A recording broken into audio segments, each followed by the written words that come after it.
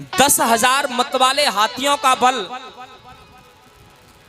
10,000 मतवाले हाथियों का बल इंद्र के एक ऐरावत हाथी में था। अब सुनो हनुमान जी महाराज के अंदर कितना बल है, सुनो ध्यान से जरा। 10,000 मतवाले हाथियों का बल इंद्र के एक ऐरावत हाथी में था और 10,000 ऐरावत हाथियों का बल एक इंद्र में समाहित है। यानी 10,000 मतवाले हाथियों का बल इंद्र के एक ऐरावत हाथी में था।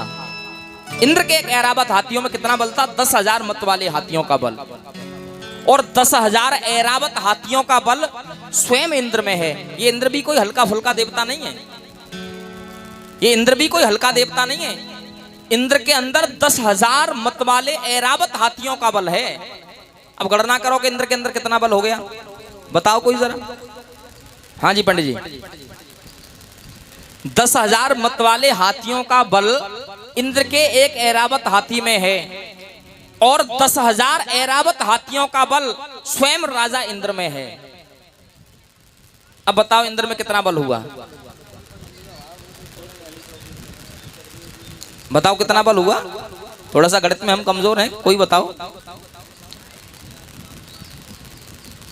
यानी 10,000 मतवाले हाथियों का बल इंद्र के एक ऐरावत हाथी में है और 10,000 ऐरावत हाथियों का बल स्वयं इंद्र में समाहित है महाराज।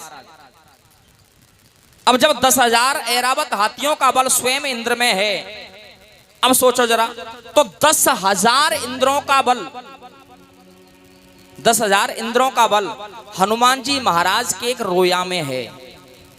रोया जानते हैं कि पता किसे कहते हैं? ये रोम जो जिसे बोलते हैं।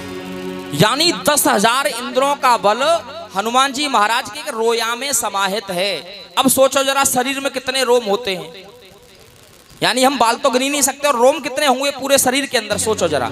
यानी 10,000 इंद्रों का बल हनुमान जी महाराज के एक रोम में विराजमान है। तो सोचिए महाराज, हनुमान जी महाराज के अंदर कितना बल होगा जरा।